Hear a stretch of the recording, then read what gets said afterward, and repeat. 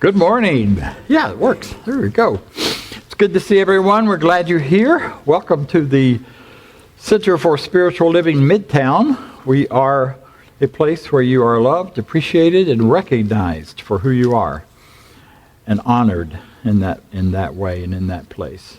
So in the spirit of who we are and what we're about, we always start with a very short opening treatment. So I'll do this in the first person. I invite you to take it for yourselves as well in the first person.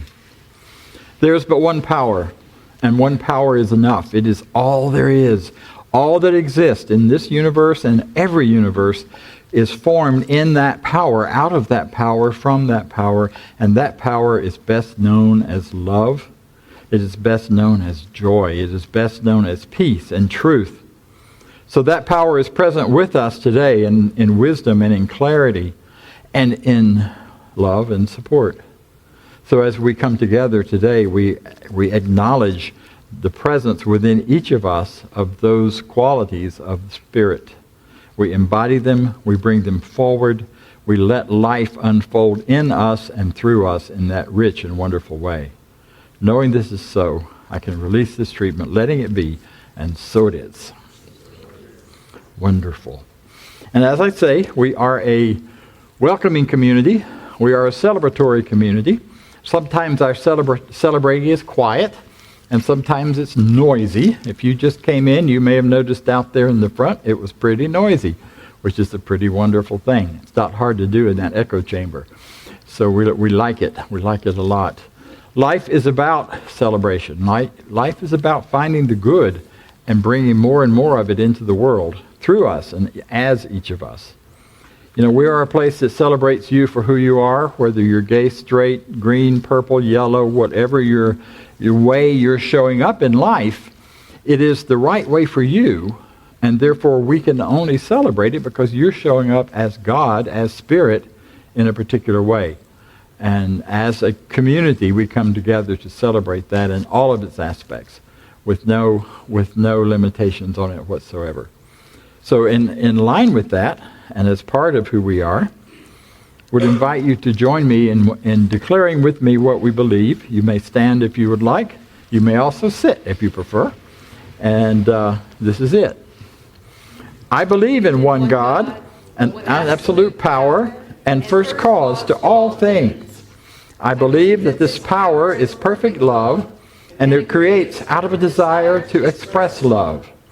I believe that thought is creative, and how I choose to think creates my personal experience. I believe in the unity of all life and the immortality of the individual soul forever unfolding. I believe in the eternal goodness, the eternal loving kindness, and the eternal givingness of God to all. Thank you. You may be seated. Each week we have another voice and another face on the platform, which is a good thing because it gets a chance to hear how this teaching works in various people's lives. And today we have one of our lead practitioners. We have two lead practitioners, and that's a good thing because it takes two to lead them. They're wonderful people. And our lead practitioner today who will bring our treatment and a sharing of some kind, I don't know what, is the wonderful, amazing Judy Ailey. I almost said Reverend. Used to be Reverend. Still is a Reverend. Yeah. Good morning. Nice to see everyone. I participate whenever I can when I'm here on Sundays. We have a discussion group down the hall where we're reading a little piece of the Science of Mind textbook every day for a year, and by the end of the year we've read the whole textbook. So there was a reading from there this week that particularly spoke to me that I wanted to share with you. It's from the meditation section, which has a lot of really great stuff in it. But here's what Ernest Holmes, the founder of our teaching and the author of our textbook, had to say. It says, God is an immediate presence and an immediate experience in my mind and my soul. I just love that, an immediate experience and an immediate presence. And I am conscious of this perfect presence, this divine wisdom and eternal wholeness. There is that within me which guides me into opulence, into success, into harmony and love and beauty and friendship, and it does this in peace and joy and in certainty. I let that divine within me, using whatever method it wants, that's where we let go, restore me to perfect health, perfect happiness and harmony, and bring into my experience everything that is good, that is perfect, that is true, and successful. So that's why I share with you this morning. And with that, I'd like to lead us now in an affirmative prayer or spiritual mind treatment. Anyway, all right. So if you'll just get comfortable in your seats and just allow yourself to relax, to take a couple of nice, slow, deep breaths, and bring your presence, bring your mind, bring your awareness to this moment, letting go of all other thoughts, worries, concerns, and just know that the present moment is the moment of creation, is the moment of your power. So please accept these words for yourself as I state them for myself in the first person. I recognize and know that there is one divine presence, one life, one love, one vibrancy, one wholeness, one intelligent, all-knowing presence of life. That this presence is all there is. It permeates through all of life. It permeates through me completely and totally. I accept this presence. I know that I am immersed in it, and I'm in it, and it is in me completely and totally. Therefore, I know for myself that my natural state of being is one of vibrant aliveness and total perfect health. My body, every cell of it, is functioning in perfect order and balance and ease. Everything is being renewed constantly in the perfect wholeness and harmony that is the truth of who I am. I know that I know all that I need to know, that I am filled with new ideas, with new ways of looking at the world, with new ways of seeing my life. As I embrace these new ideas of wholeness, of perfection, of love, of peace, of rejuvenation, of transformation, that my life is transformed. This is the truth. I let go of any idea of the necessity of lack, limitation, fear, doubt, illness, struggle, strain, confusion of any kind. I let go of all of that and know that behind the appearance of any of that, behind the appearance of that is this presence, is this love, is this wholeness, is this truth, and that I am one with it, and it is flowing through me always. My job is not to struggle, not to strain, not to try to make it happen. My job is to simply allow it to be and allow it to flow through me as a great expression of life. This is a truth of who I am.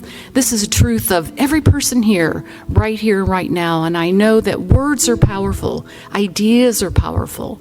So we just embrace these, knowing that they are so. I release this now, and as we say together, and so it is. So it is.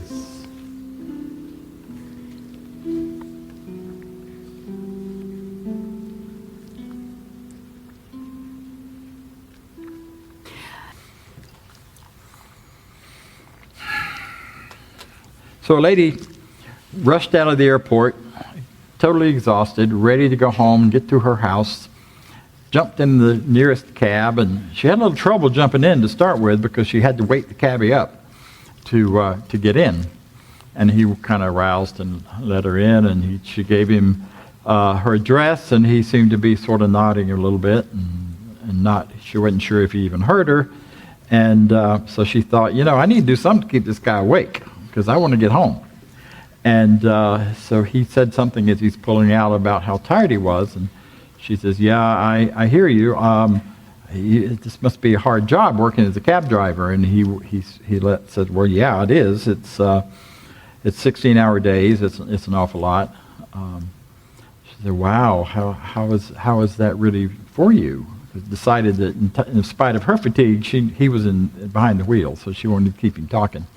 And he says, well, I'm finding it to be kind of tough, kind of difficult. He had a very heavy accent from an eastern country. And she said, wow, so what did you do before you came here? Well, I was a university professor. And I can't teach in this country because I can't get the right credentials and I can't be recognized as such. So I drive a cab 16 hours a day, and right now I'm really pooped out and tired from it. And she said, well, that must be really hard. That must be a really disappointing experience to have to give up all of that's so important to you. And he thought about it a minute, and he said, well, it is and it isn't. The bad news is I can't teach in this country. The good news is I can do the things that matter most to me. I can be a great husband. I have the freedom to bring my family out of an extremely intense, restrictive situation. A place where I had to be worried every night when we went to bed whether we would be awakened in the middle of the night with the police coming to drag us away. I had to be concerned whether my kids would be safe getting back and forth to school. I had to be concerned about just making enough, even as a teacher, as an instructor in the university, or concerned that if I said the wrong thing, they would come after me. Here, I am totally free to say what I want. I can talk to anybody. I can speak to anyone. I get to be a father in the way I always wanted to be a father. I am free to support my family. I get to be a husband. I get to have friends that I can talk openly and freely to. That's what really matters. That's what really matters. It's interesting. A group of children were in a testing situation where there were sitting at different tables, and they were playing a card game that had been created by these folks who were doing some testing about values.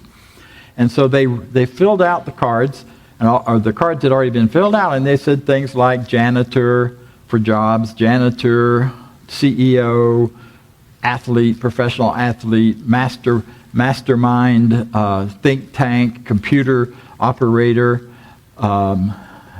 maid, and a whole string of that kind of thing, all across the spectrum of jobs.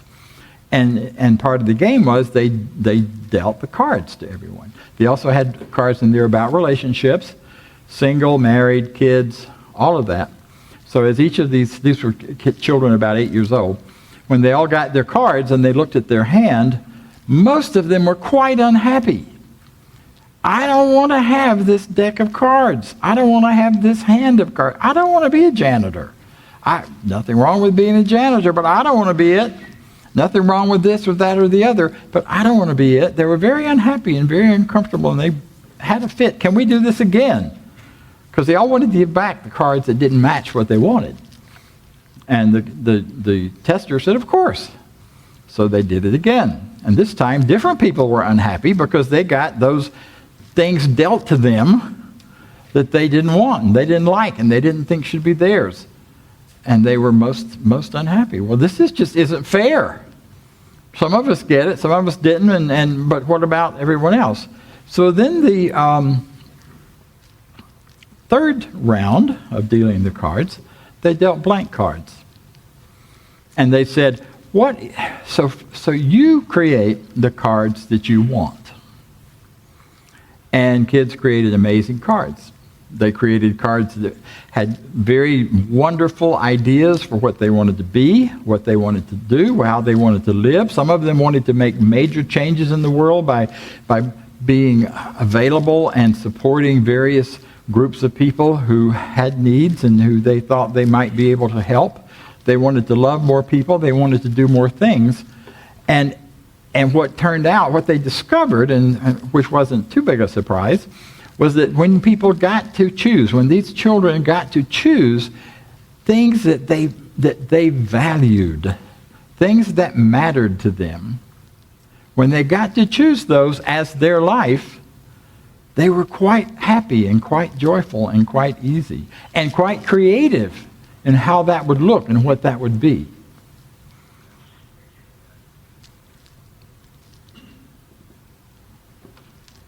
So, what's the point? The question comes back, what's more precious than gold and valuable than silver, more precious than dripping honey from a honeycomb?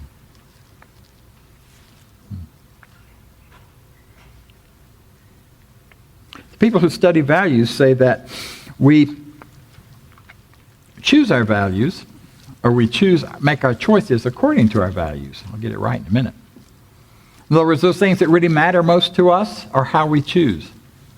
And when our lives are rolling along in a way that we find exciting and joyful and wonderful, we are choosing in line with our values because we have the freedom to do that, or because we have followed our hearts and our heart values enough to do that. And when our lives are not rocking along so well, oftentimes if we take a close look, we are not choosing according to our values. We are choosing according to something else. Years ago, I worked at an agency here that was all about helping people get jobs. And I thought, man, this is going to be the best thing. It fits with my value system. I was not yet in this teaching. Well, I was in the teaching, but I wasn't yet a minister. So I had the other jobs I was doing and was in kind of a slump. So I thought, well, this is working with a good friend of mine. He says he makes lots of money, so let's make a lot of money and help people get jobs at the same time. So we had an office way out on the perimeter, which at that time was way out on the perimeter. And every day went to work. But what I discovered after a week or two or 3 or 4 is I wasn't making much money. So when I talked to the trainers and the boss about it and said, what's going on here? What am I missing? They said, well, you've got it all wrong. Our purpose here is not helping people get jobs. It's trying to find out the jobs those people that just left, what they are, and how we can get contracts with them, so then we can fill those positions and jobs. So the emphasis was not on supporting people to get jobs. The emphasis was on getting as many jobs in our list as we possibly could, and doing anything to do that, which meant telling a man with almost no money left that he had to take a bus or public transportation out to where we were so he could have a sit-down interview with me because I couldn't take his information on the phone. That was so I could pick and dig and dig and dig into where he had worked before so I could go contact those places. Whether I could find him a job or not was secondary. That didn't fit my values. I left after that meeting and went off to something else. Now, I'm not saying every agency works that way. Please, this is going out on the web, so anyone listening in webland, I'm not making any comment on the whole business of who helps people find jobs and what kind of character they have. But for me, that went totally outside of my values, and I found myself dreading going to work. I felt anxious. I hated it. I didn't want to be part of it. And then once I understood why, that there was a major piece here that I didn't see that was in contrast to my values, I went, okay, now I know what to do. We get pushed into situations that don't match our values in many different ways. Sometimes we're trying to please other people. I was a musician for a lot of years. See, I'm the best example of what not to do, so I'm telling you some of these stories so you know what not to do. But for years, I loved music, and my first career was a musician. However, that was my parents' idea of what I should be, my grandparents' idea of what I should do. And I did it, and I was very successful. And when I completed a citywide concert of Handel's Messiah and with the musicians from the Central Florida Orchestra and mass choirs and all of that as the conductor. I walked off the stage. I said, okay, I'm done. I did it for you guys. Now let's see, what does Bob want to do? What are my values? What just matters to me? And what I discovered was I loved getting folks together and helping them do that, but I didn't like having to eliminate the people who couldn't sing worth a hoot. And they showed up. Or having to try to, get them to sing softer and the others to sing louder so we could cover that up and still have a really slick and polished performance. I wanted a place where everybody could do their very best, even if it didn't match what anyone on the outside thought of. So I'm saying all of this to say, what are your values? Think about, are there things in your life that really matter to you, that you value, that may not match what you're doing either for a living or what you're doing in your personal life? See, because when you are clearly in alignment, there's joy, there's freedom, there's excitement. Nobody needs to tell you, you need to get up and go to work today. You get up because you can't wait to get started on your next thing. I know that sounds totally far-fetched. It also does not mean that because you are following your values, that your work isn't difficult or doesn't have challenges.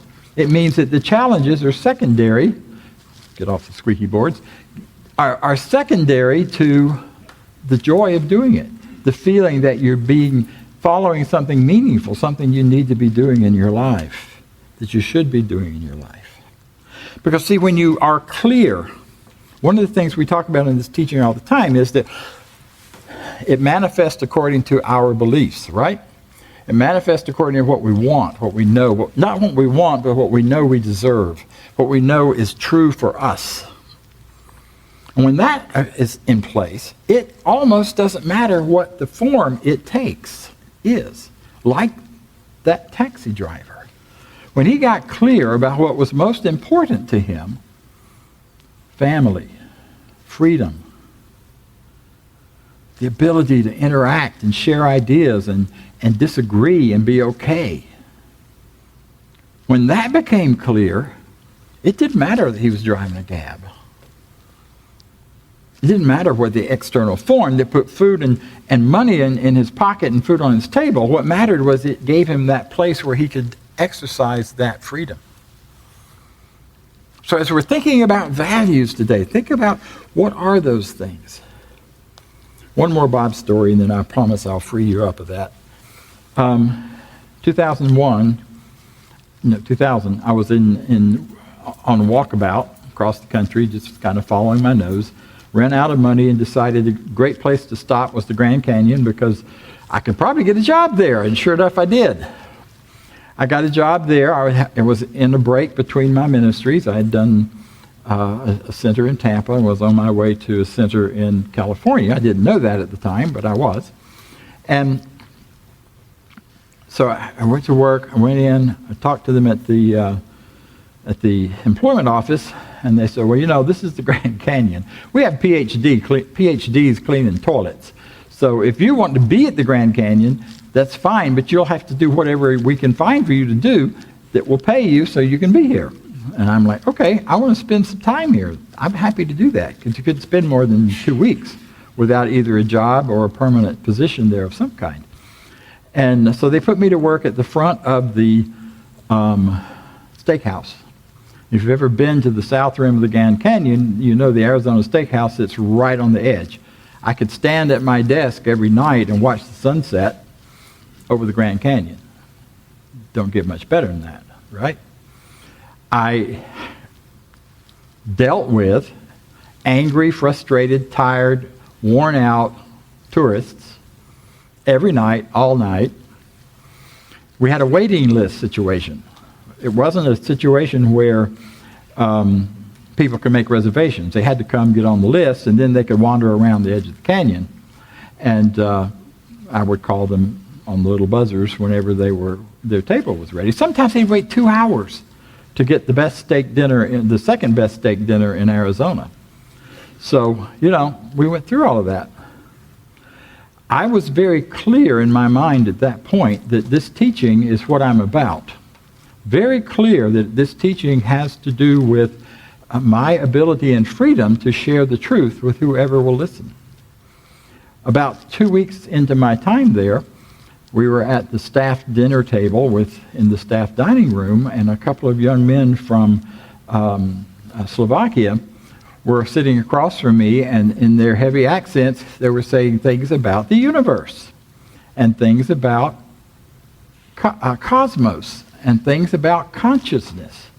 And I started asking them about that. And they continued to talk a little bit, and what came out of this was they were really looking for information and ideas about oneness and about truth and about a different view of life that sees all of this as an extension of light and life and God, not as a separation.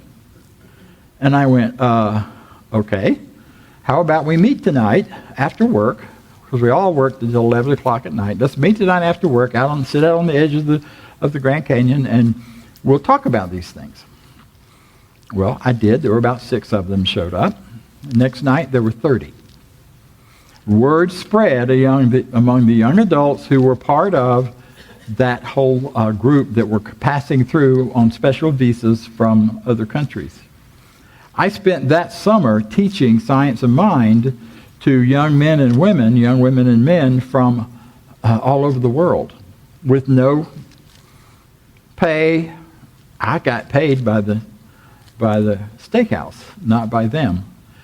And we went on trips where we'd go on side trips. We'd go explore spiritual places that they'd heard about. We did all kinds of wonderful things. You cannot get away from your call when it's in you and it's there. Now, I'm saying all that. I'm throwing out a lot of contrast here on purpose, not filling in the blanks for you. I'm trusting you to fill in the blanks. The idea, though, is that when you're in line with your values, it shows up as a way for you to live in that direction. When you're not in line with your values, all kinds of struggles and conflicts show up because the universe can only give you what you believe you deserve. And if you're saying, I don't deserve to live my values, I deserve to struggle, I have to do this job for the money, I have to go travel because I have to travel, I don't want to travel, I hate to travel, or whatever. See, one of the things we don't always do is we don't step back and ask ourselves, what are my values? Someone will say, oh, my values is very simple and very clear. It's family, it's friends, it's collaboration, it's community. And then you look at your lives and say, well, let's see. You know how to tell what your values really are? 2 places to look. Your checkbook or your credit card, and your calendar.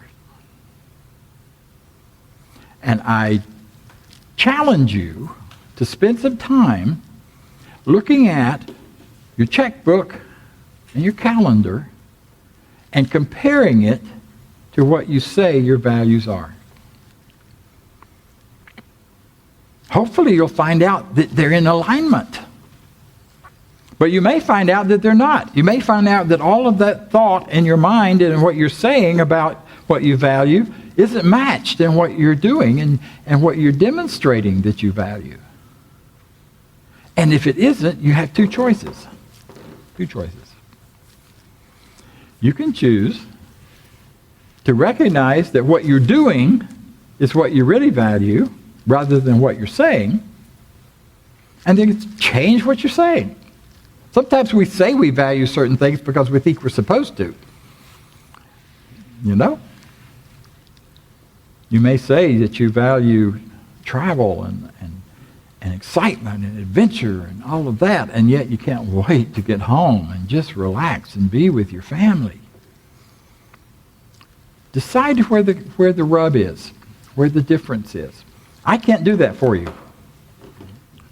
I'd like to, but I can't. I'm in a program to stop me from doing that.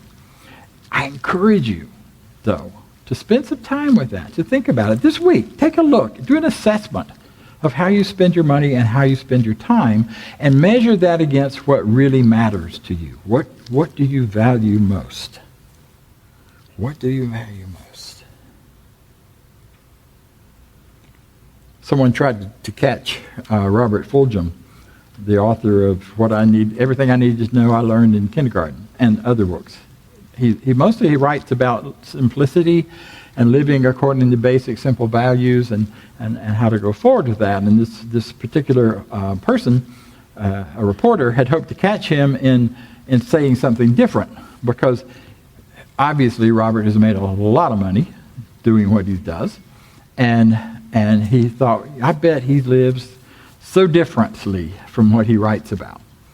And so he was questioning Robert about his life and said, so now that you're doing this, where do you live, and how do you live, and what do you travel with, and do you have an entourage, and on it went. And Robert said, well, the most exciting thing about all the money I've made is that I now have the money to give to those things that matter the most to me. I also have the money to help other people with good ideas like I've had to get started in creating their ideas and bringing them forward. So his change of circumstance did not change his values. They stayed intact and in line. I'm inspired by that. Because the other side of that can be true. If your financials go through the basement, you don't have to give up your values to get out of the basement. If anything, you stand more deeply and strongly in those values, and that begins to turn. And you decide that your values are worth something on all levels, not just personal, but financial and every other way. And that begins to then turn things around too. We do not need to sacrifice who we are in order to survive in this world, in this country, and in most countries. Not all countries, perhaps. I don't know. I haven't lived there. But not in this one for sure. There's a way. Pet rocks. Please. People can sell pet rocks and make a living. We can find some way to have our values intact while we create prosperity and income for ourselves. Got to happen, got to be there.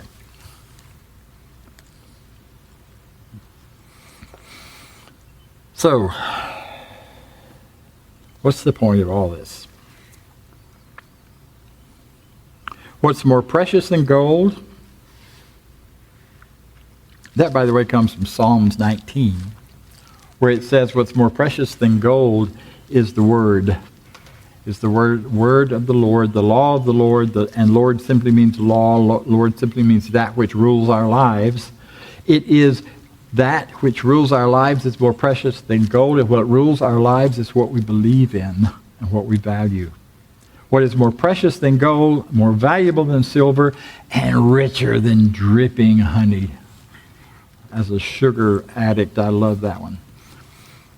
Is what you believe in the most and what you find to be most valuable. That's what's most precious. Because when you can align in your consciousness and in your behavior what you believe in, what you value, what comes absolutely in place there, you can align that together, then you have this amazing universal law surrounding you that says, it's done unto you as you believe. Not because you believe, and not when you believe, but as you believe it, as you see it happening, as you know it to be true, it is done unto you. You allow that to occur, and then the universe is just going, yes, yes, yes, yes, yes. Whether it's pet rocks or the lemonade stand that a little girl did a few years ago. All kinds of things can happen as a result of you aligning your values with your behavior and with your activity. And that's something only you can do. And once you're committed to doing that, by the way,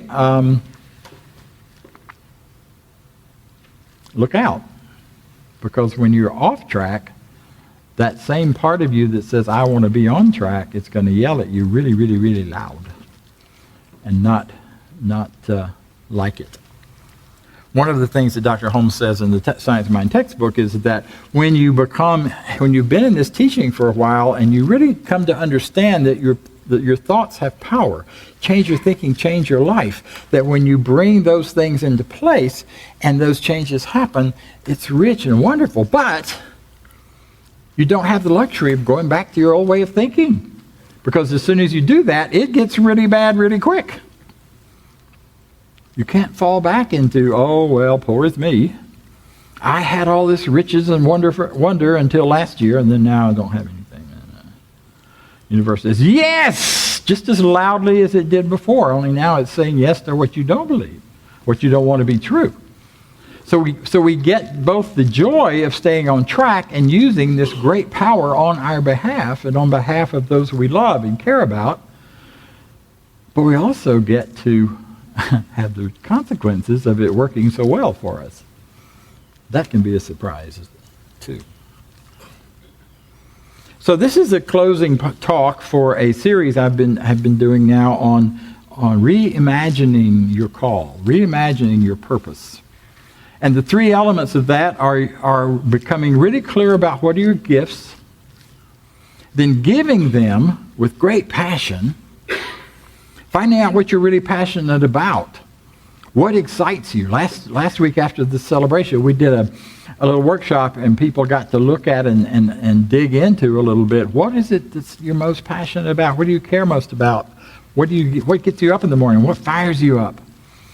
And some of us were surprised by what our top 5 passions were. And the last element of that is, what do you value? Where do you want to put all of those gifts and passion in the world? What do you value? Do you care about the most? Do you care about human development? Do you care about the environment? Do you care about areas of social concern? Do you value what you could bring to those different parts and places? That's the real question. Now, going back to the cabbie. As the woman got out of the cab, she thanked him. She walked away, and she realized a little later, everything he said was amazing and true. Getting clear about what you value and living that regardless of the external circumstances that are required to allow you to have it, that's all true.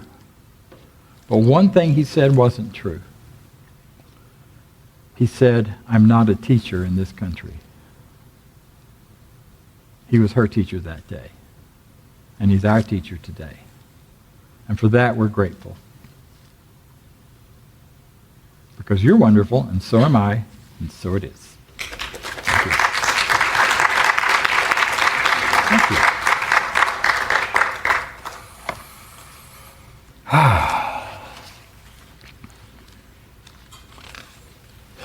So what do you value? How much do you value it?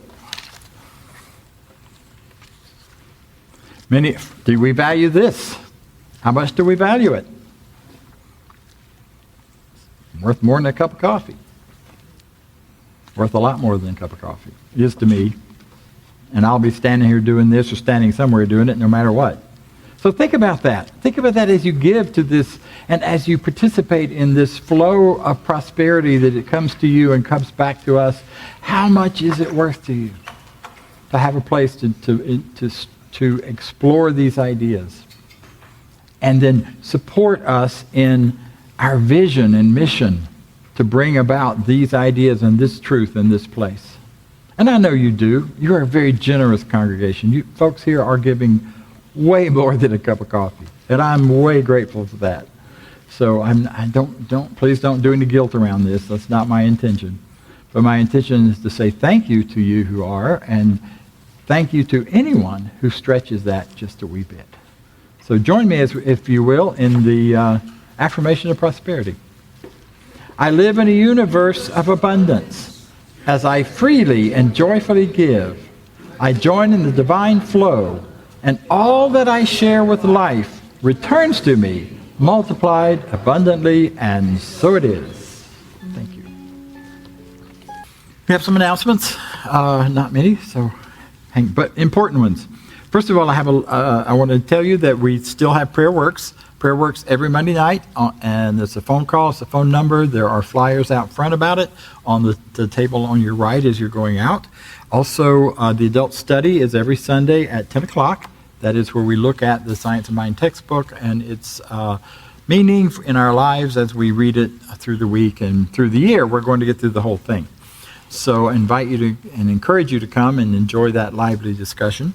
The other announcement has to do with the Earnest Homes, Simply Earnest, or Essential Earnest, rather. Simply Earnest is something I'm doing, but I'm also teaching Essential Earnest Homes, which basically takes our Declaration of Principle and walks you through it in 10 weeks.